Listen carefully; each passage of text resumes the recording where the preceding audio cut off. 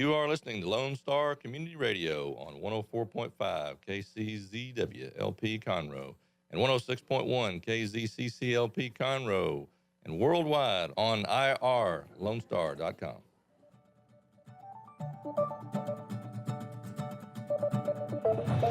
Good morning and welcome to the Weekly Business Hour. This is Rick Schissler. I'm your host for the program. I'm a Silver Fox advisor and the founder of One Best Consult. Appreciate you taking time to listen to our program. We got a lot of ground to cover, and I hope that one or more of the topics that we touch on today will be of benefit to you and perhaps give you an idea, too, that you can use right now in your business to make a stronger business for you and your family. First, I want to mention that the show today is sponsored by One Best Consult. That's the number one, bestconsult.com. That's a website we've created where small business people can go. We have a great community there, lots of information available to you. You can ask questions, perhaps talk about some of the challenges you have in your business if you're looking for some advice or direction. And if you need to hire a mentor, an advisor on a full-time basis, or even just to solve a particular problem, I'm always available. So I encourage you to visit our website at bestconsult.com. I want to make you aware, too, that today's program will be rebroadcast in the podcast form. That's up typically on the Wednesday following the show.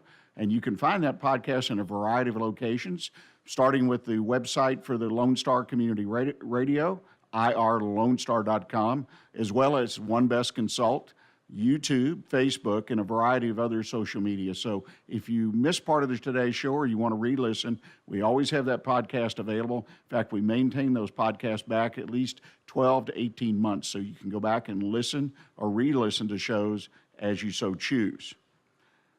Also want to remind you during the course of today's show that if you come up with an issue, got a question about our topics, or again, if you have a particular business challenge and you'd like to get some feedback, please feel free to email me directly here at the show at rick, R-I-C-K, at irlonestar.com, or after the show, if you want to talk about something, just call me, 832-699-2132.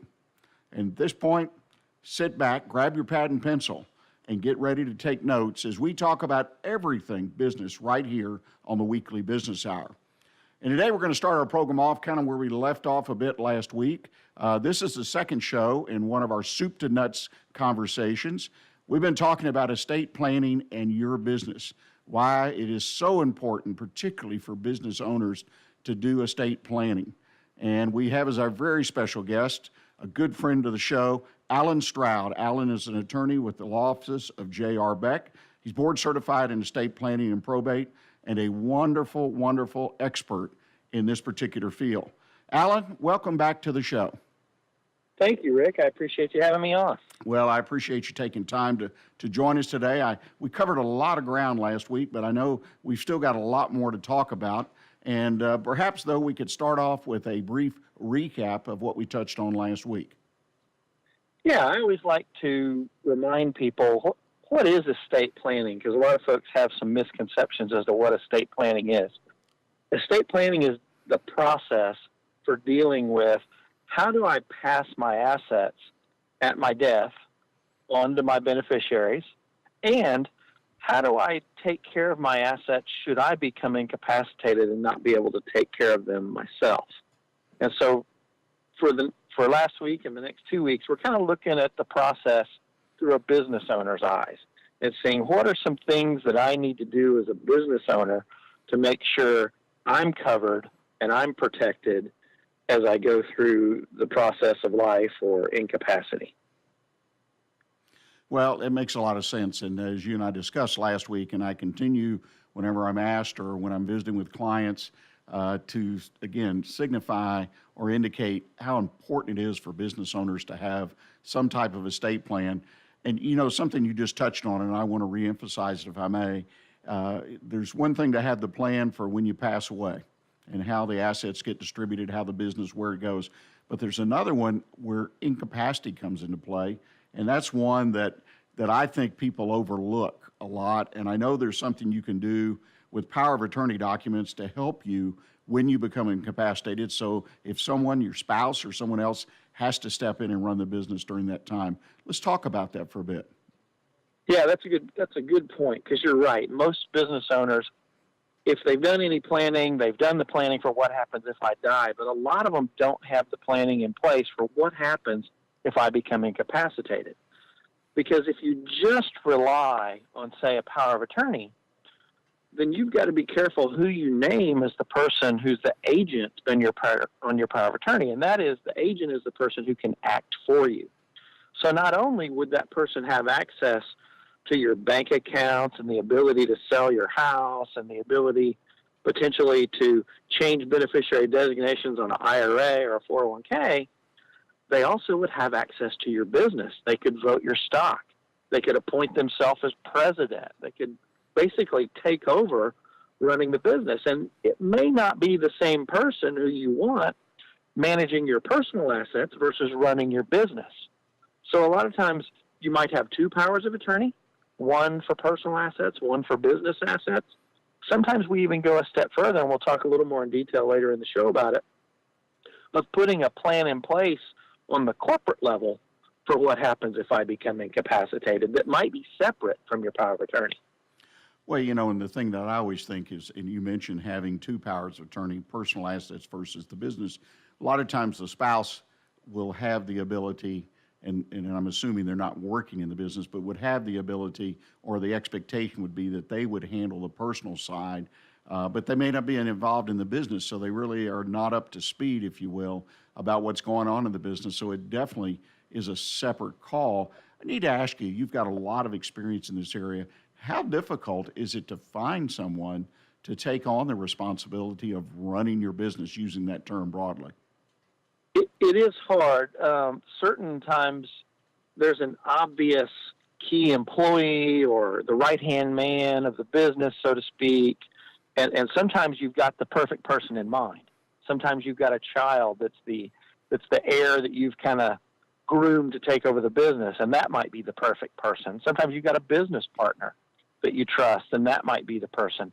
But sometimes you don't have anybody at all, and interestingly enough, there are some professional trust companies out there that actually have divisions that are designed to help people run their business. Not every trust company out there does that, but there are some that do. And so in that case, obviously you'd have to pay them to do it, but it's nice that they've got a professional team that's built that has expertise in certain business areas. They might know oil and gas, or they might know manufacturing, or whatever your business is. You'd have to find somebody that does that type of business. But usually what we're trying to do is find somebody that's in your business that a family member, somebody that you trust, because that usually gives people a lot better warm fuzzy than, hey, we're going to go hire somebody that you don't really know. Because, you want it run the way you do it. You don't necessarily want somebody new stepping in and changing everything. Well, yeah, that makes a lot of sense. I like I said, it's just got to be difficult, but something that I think that needs to be done, at least during an interim period, particularly if you don't have, quote unquote, an heir apparent, a business partner, someone in the family, somebody that's being groomed, as you said. You've got to really spend some time and think about that. And I think a lot of times folks, because I've talked to clients about it, they opt out, so to speak. They choose just to ignore it. And that's exactly right. And that's just a bad thing to do. A lot of folks do. Well, let's talk about another power of attorney, and this is probably the real personal one, and the one that if folks are familiar with powers of attorneys around estate planning is what they've talked about or heard about, and that's regarding your medical situation. Just touch on that for a moment, if you would. Sure. The medical power of attorney in Texas allows you to name someone who's going to make those decisions for you based on medical advice. And that's everything up to, but not including, end-of-life decisions. So they're going to have the ability to opt or talk to the doctor and decide, do we want to do this procedure or this procedure? Do we want to check them into rehab? Do we want to move someone into assisted living? All those types of medical decisions that you couldn't make for yourself because you're incapacitated. Yeah, that's the one that, I'm very familiar with it, and it's the one we hear about, but it's, we don't need to forget about the ones regarding our business. Well, let's kind of move on a little bit. We've touched on today about the difference between death planning, if you will, or planning for death, and planning for incapacity. you've provided me with sort of a quick checklist, if you will, a checklist of some of the things you need to touch on. We've talked on the idea of appointing someone to run the business. Talk about some other things that are very important issues that a person needs to kind of think through as they put their plan together. Yeah, I usually tell folks one of the things you want to make sure you've got covered in your business is providing an income for you and your spouse in the event of an unexpected disability or incapacity or even death. Because if one spouse is in the business and working and the other spouse is not, it becomes very difficult to get money out to that non-working spouse. You can't just pay somebody salary who's not working for the business. Now, I say that. There's a lot of people out there that do that. But should the IRS audit and find that that's what you're doing, there's all kinds of fines and penalties for doing that. So even though it might be a somewhat common practice to pay people that aren't in the business, I've seen folks do that to spouses or kids or whatever, that's really not the way to plan it. We don't want to plan something that's going to get you in trouble. So we want to put together some kind of continuing income plan. A lot of times that's going to be some kind of deferred compensation plan or something like that. We typically call those top hat plans. And in a top hat plan, that's not like a 401k or a general pension plan to where you've got testing and you've got to make sure every employee is eligible for it, and they do the testing to make sure the lower paid income employees are contributing in a certain percentage so that the higher paid employees can also get the maximum benefit. In a top hat plan, there's none of that. You're allowed to discriminate among the higher paid employees and even the upper echelon. Maybe you can even do a plan only for the owner. I've seen folks do that. I've seen folks do plans for maybe the leaders of the sales team or the top producers, kind of the key employees. But if you have some kind of continuing income plan, as long as you've passed that before you're ready to retire or before you become incapacitated, it's perfectly legitimate to continue making those payments, and they're even deductible by the company. And so they pass any audit problem. Right. But it allows the owner to continue during his incapacity or disability to keep making payments to himself. And then even after he dies, you can have a continuation plan that continues for the spouse.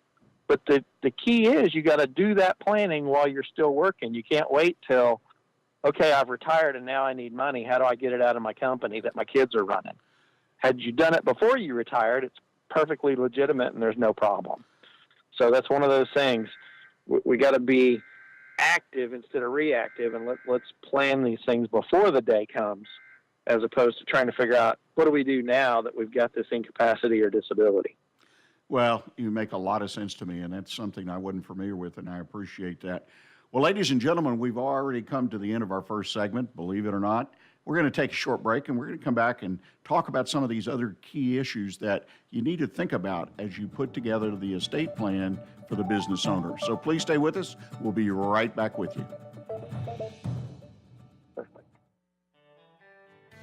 A Lone Star Community Radio is looking for those who are interested in hosting their own talk show with monthly and weekly slots available on Conroe's FM 104.5, 106.1, and on irlonestar.com. Start your own podcast, create your first YouTube channel, and be on TV. Contact Lone Star Community Radio online at irlonestar.com or call the station message line at 936-647-3776 to take your first step into the radio world. Well, ladies and gentlemen, welcome back for the second time. Appreciate you sticking with us. We had a little bit of an audio problem here, but I understand we're reconnected now. Alan, are you with us now? I am here. Glad to have you, because I think we're having a wonderful discussion. I want people to get the full benefit out of it. I was talking about the emergency business plan and why that is so important, particularly in the case of incapacity or in the case of death. And what is your take on that? I think those are essential. If you've got an owner that becomes incapacitated, you've still got to make payroll the next week. And if there's nobody who's on the bank account that can authorize the payroll that can shut the business down. So you've got to have some kind of plan, at least for the minimum activities, to make sure, should something happen to the owner, you can still continue the business.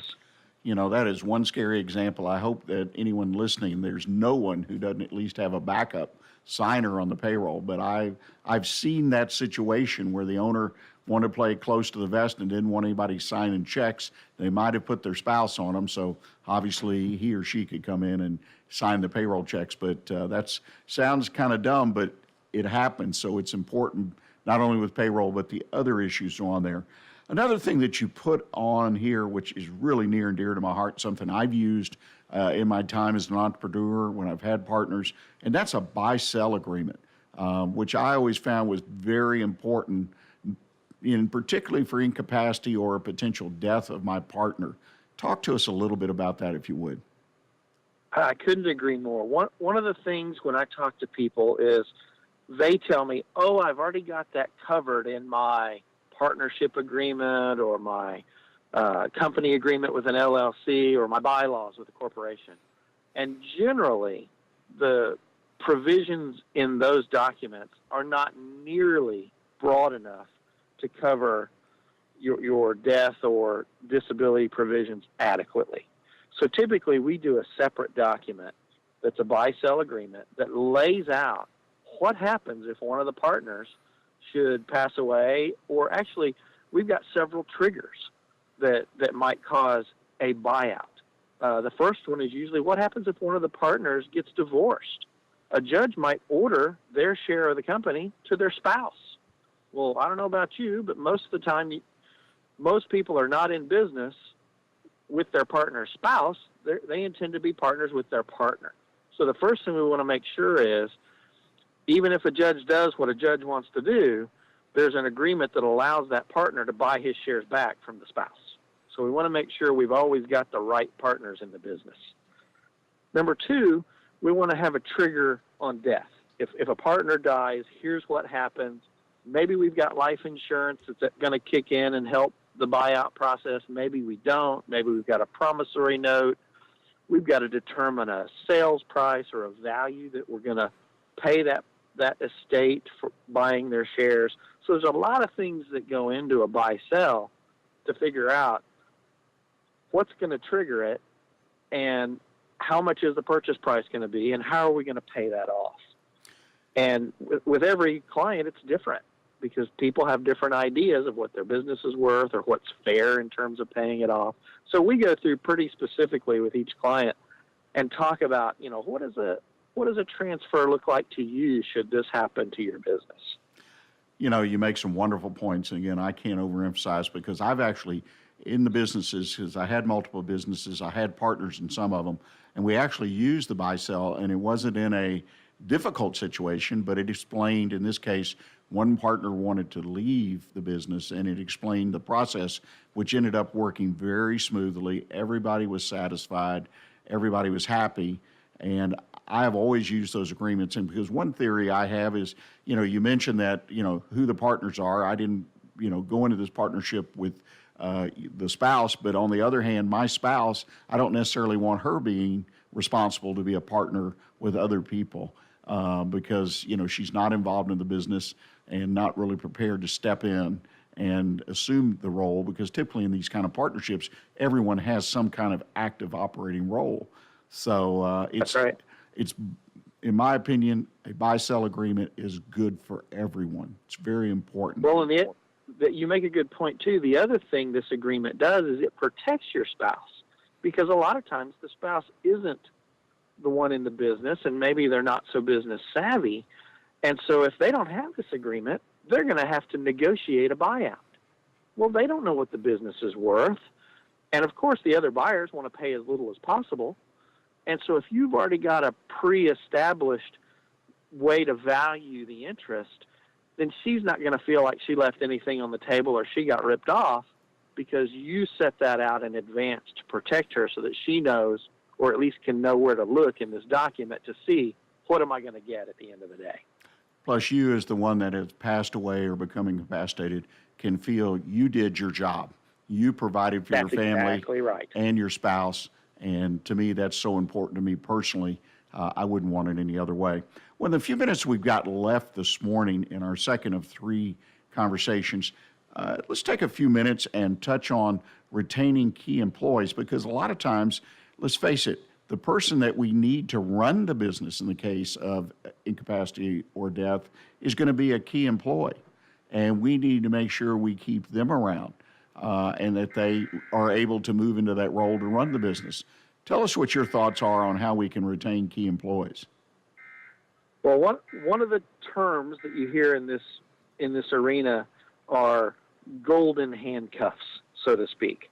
We want to incentivize our key employees with a carrot, right? I mean, that's a lot of times we use the carrot and the stick. Reward them for doing well to keep them there. And so these golden handcuffs serve a couple of purposes.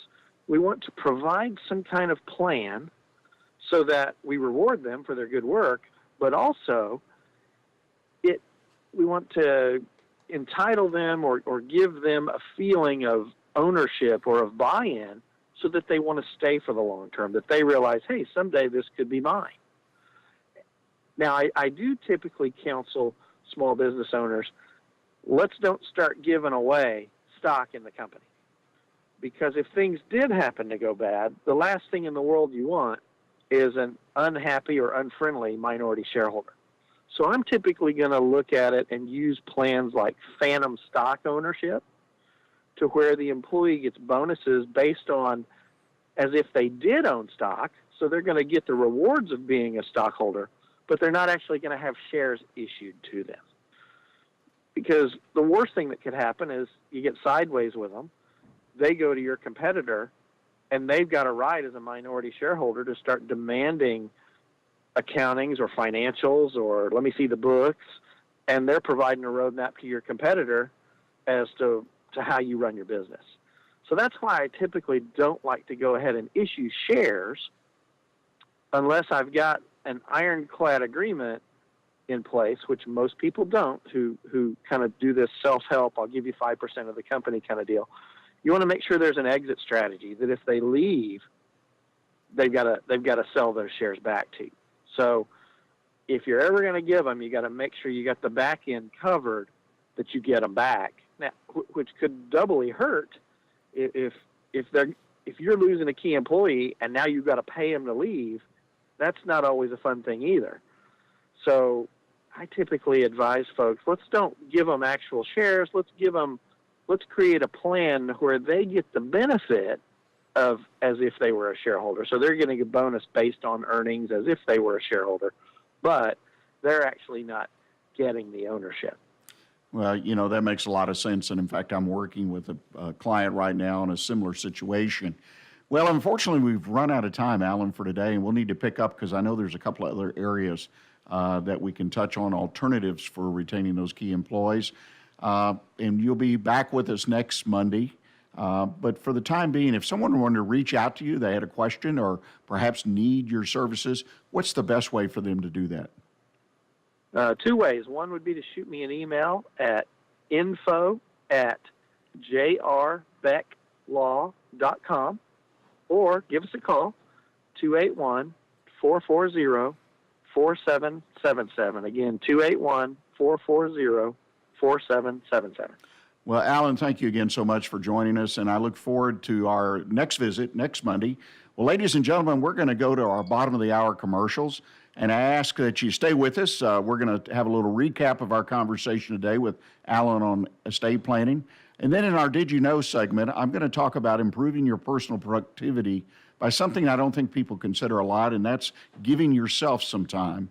And thirdly, my best consult tip of the week, why we should care where the U.S. ranks as the best place to do business in the world. So please stay with us, and we'll be right back with you. Lone Star Community Radio is looking for those who are interested in hosting their own talk show. With monthly and weekly slots available on Conroe's FM 104.5, 106.1, and on irlonestar.com. Start your own podcast, create your first YouTube channel, and be on TV. Contact Lone Star Community Radio online at irlonestar.com or call the message line at 936-647-3776 to take your first step into the radio world. For those of you who like your partners, your gumbo, and your music salty, well, we're here to help with the music. Julian Shea here, host of Lone Star Country Nights Thursday, your weekly dose of roots and Americana and all the music that makes this part of the country special. We stir in Western swing, honky-tonk, Zydeco, Texas blues, outlaw country, and put a pinch of red dirt, and then we smoke it over a slow fire. Then listen to the results Thursday nights on Conroe's 104.5 and 106.1 and worldwide at irlonestar.com. An estimated 1 in 10 births will result in a neonatal intensive care stay, also known as the NICU. Overnight, a family can find themselves and their newborn baby in a critical situation. The Mila Foundation financially and spiritually assists families in need. If you would like to volunteer or become a monthly sponsor, please visit us at www.themilafoundation.org. Again, that's www.themilafoundation.org, because every life matters. Hey guys, this is Connor. This is Dick. This is Chris. And we're with the Ticket Stub Podcast every Thursday live at noon on 104.5 and 106.1 FM in the Conroe area. Also, anytime at irlonestar.com. You go to irlonestar.com/TTS. You can find all of our social media. And don't forget, we give away 2 tickets to the Grand Theater on every show. If you like movies and you like complaining or celebrating anything that has to do with the silver screen, check out the Ticket Stub Podcast and join us every Thursday at noon o'clock on Lone Star Community Radio.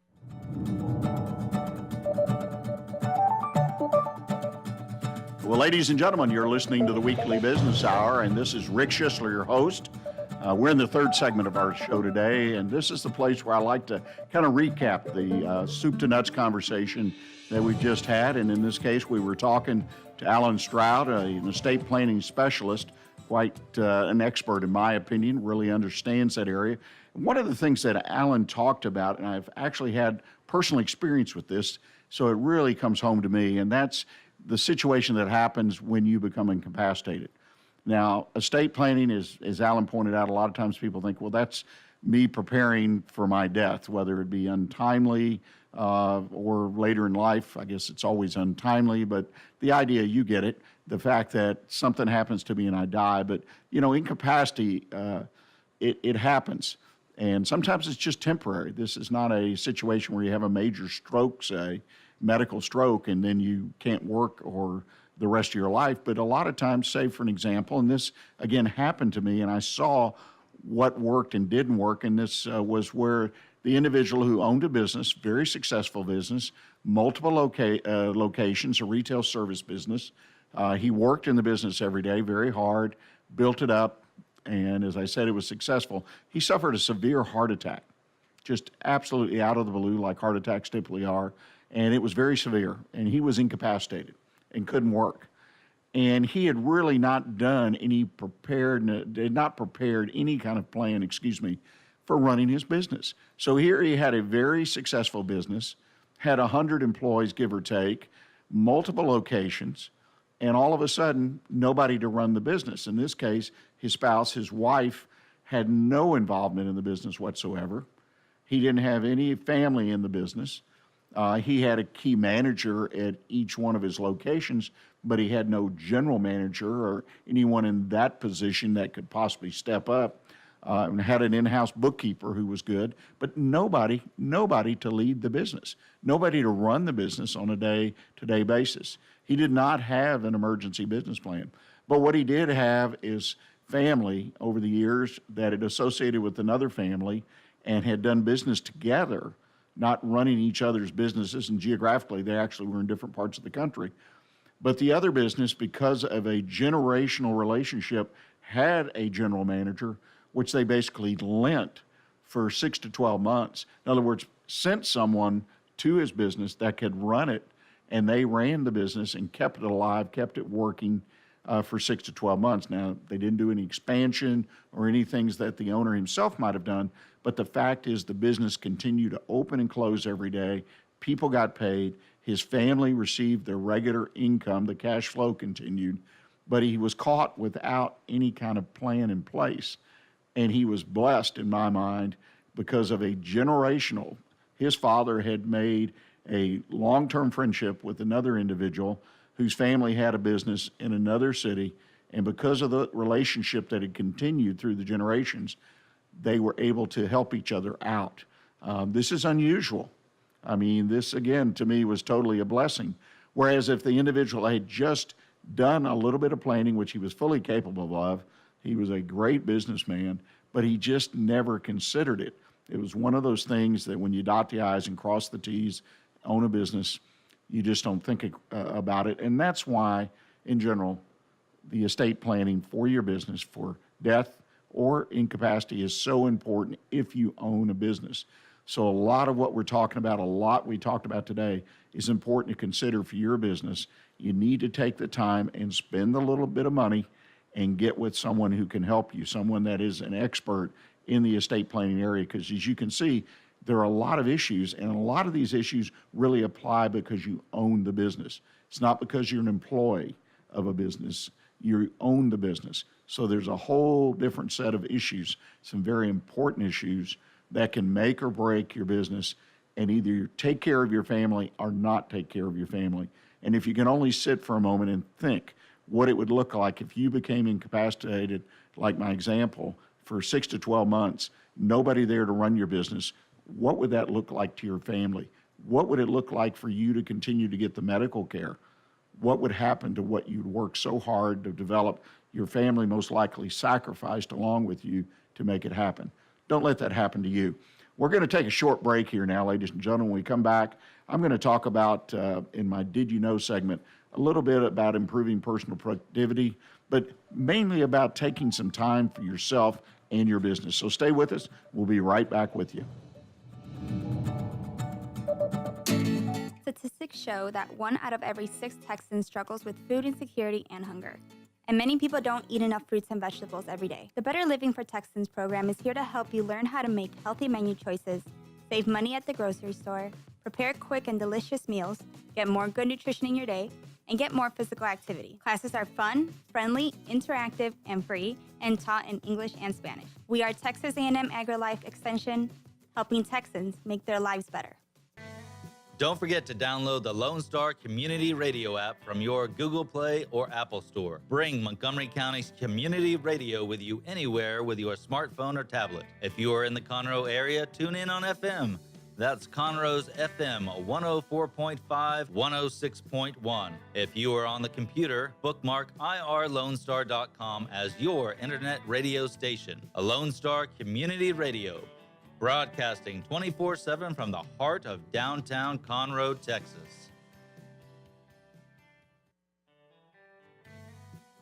A Lone Star Community Radio is Montgomery County's radio station with talk, music, weather, and traffic for Montgomery County. Have a question or comment about one of our shows? Want to know how to reach a host? Just contact the station at irlonestar.com or call in and leave a message at 936-647-3776. Get involved with your community with the Lone Star Community Radio.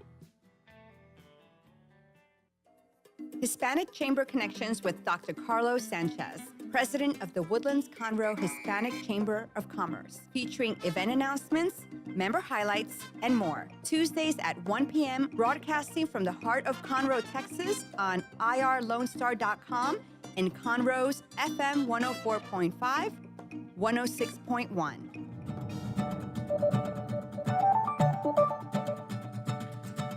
Ladies and gentlemen, thank you for listening to our show today. This is the Weekly Business Hour, and I'm Rick Schissler, your host. I want to take a few minutes in Did You Know segment of the show to talk to you about personal productivity. And before you hang up the phone, hey, I know there's so much out there about personal productivity, all kinds of products, services, even phone call reminders to remind us to do things to keep us productive, keep us efficient.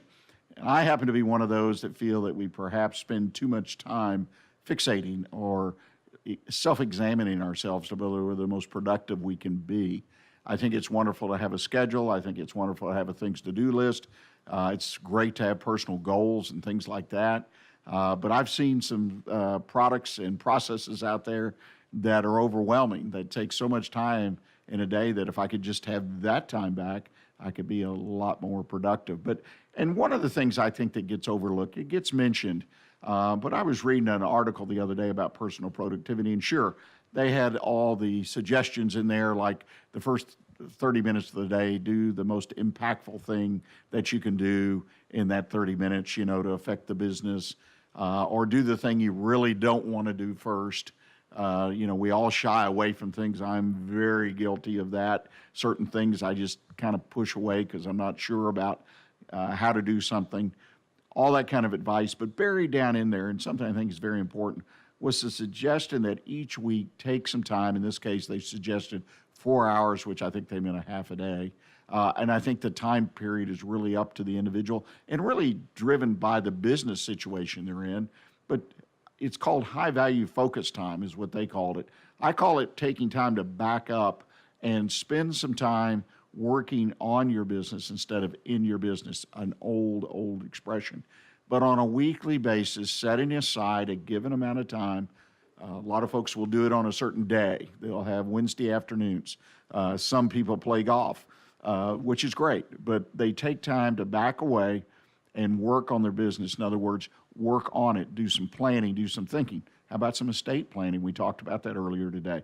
But the idea that my creativity comes into play at least once a week, you'd be amazed, based on my personal experience, how much that can add to your business, how you can bring new, fresh ideas to the business. And I recognize some of us have ideas driving to or from work. My dad used to be a big, when he was working, he was a big proponent of having a 15, 20-minute drive to work, not an hour or two. But his idea was that during that drive time, he would think about what's going on in the business and what to do.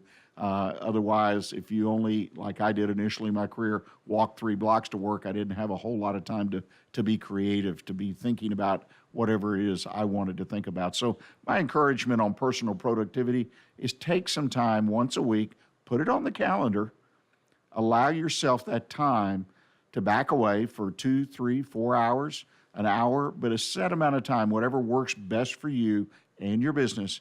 But don't just roll over that time. If you've got a crisis or a challenge, try to really protect yourself. Lock the door, shut off the emails, shut off the phones, isolate yourself. I know some folks that actually go to another location and where they won't be interrupted, and pull out your pad and pencil or your computer, whatever, and just make some notes.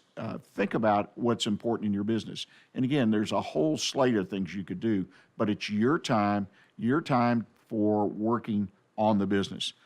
We're going to take a short break, and when we come back, we're going to have our final segment. Hope you'll stay with us, because I'm going to talk about something that I feel is very important for business, is the idea that, is our country competitive if, in fact, being the most competitive in the world is important to us right here in our own small businesses. So please stay with us. We'll be right back with you. There are over 153 million orphans in the world today. The sad reality is 99% of those kids will likely never be adopted. Core Love is an organization right here in Conroe that takes care of orphan children in Haiti, Honduras, and India. We bring the love of Jesus by providing their 6 basic needs of clean water, proper food, healthcare, education, job skills, and a loving home. Visit corelove.org, that's CORELUV.org. Will you help defend the orphan? Our talk shows and music shows are looking for sponsors. Want to expand your brand awareness? Reach the hyper-local audience in Montgomery County? Lone Star Community Radio sponsorships accomplish this. Want to see our stats and rates? Check out irlonestar.com/sponsor for more information.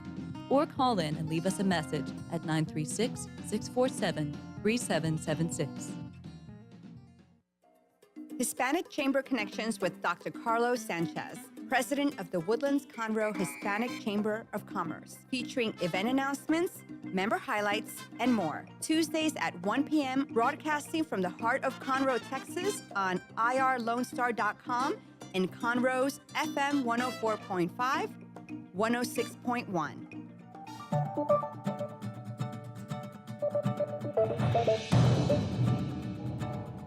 Well, ladies and gentlemen, we're in the final segment of the weekly business hour. Thank you for taking time to listen to the program today. And for my one best consult tip of the week, I want to talk about competition, being competitive. I hope that from time to time you think about the competitiveness of your business. It seems like there's always a lot of what I call loose conversation about the guy down the street or the guy across town or the guy across the country or those folks in China, how they compete with us, what they do, how they're able to undermine or undercut what we do, or what we're doing better, how we deliver better service, that type of competitiveness. It's a good conversation to have if you don't dwell on it too long. Very important, though, to keep your business competitive. There's no doubt about it. And a lot of things go into that. But what I want to talk about today is from time to time they have rankings that are published on many different things, but one of the things I like to keep an eye on, and I happen to run across two different articles this past week or so about the competitiveness of our country, the United States, as compared to the rest of the world. And you say, okay, why is that so important to me, other than perhaps pride in my country that we're competitive, or concern that we're not competitive and what it means? Well, let me give you a little bit from each of these articles, and then we'll kind of discuss that topic. One of them was a publication in Reuters about the United States regains competitive economy as the most competitive economy for the first time since 2008. Now, 2008, 10 years ago roughly, was the last time we were the most competitive economy in the world. And I'd like to think the United States, with all its moving pieces, democracy, freedom, liberty, all these things that, and all the resources we have, all the bright individuals, the hardworking people, the capital, all the things that go into building great businesses, the entrepreneurs and the new ideas, we would be the most competitive economy in the world, hands down. But apparently that's not true. We've regained, according to this Reuters study, we've regained that position, which I think that's great. The economy itself, as most, if not all of us know, reading the paper, is doing fantastic. Just go try and hire someone. The unemployment rate's so low, and we talked about that on a previous show recently, about how difficult in many, many parts of the country it is to find the key employees that we need to work in our business. Well, here's another report, though, that I received from the World Bank. It says the United States has dropped to 8th place. Now, in the same time period, obviously a different set of ranking indicators. The World Bank uses 11 indicators that include access to credit, the ease of paying taxes. They assess how easy it is to start, operate a business. So this is not just about big business. This is about small businesses. Let me tell you who's ahead of us and see if this makes some sense. Number one, New Zealand, Singapore, Denmark, followed by Hong Kong, South Korea. And then the little country of Georgia. Now, that's a country over there that the Russians continue to try to move into, that at one point was part of the Soviet Union or controlled by them. And then Norway. All these people, according to this report, have moved ahead of the United States in being competitive. Now, think about that. If we're, on one hand, we're the most competitive, on the other hand, we're number 8. Again, different indicators. But the fact is, it should be hands down, in my opinion, we should be, if things are run right, particularly at the government, national government level, we should be the most competitive economy in the world. We should be encouraging new business.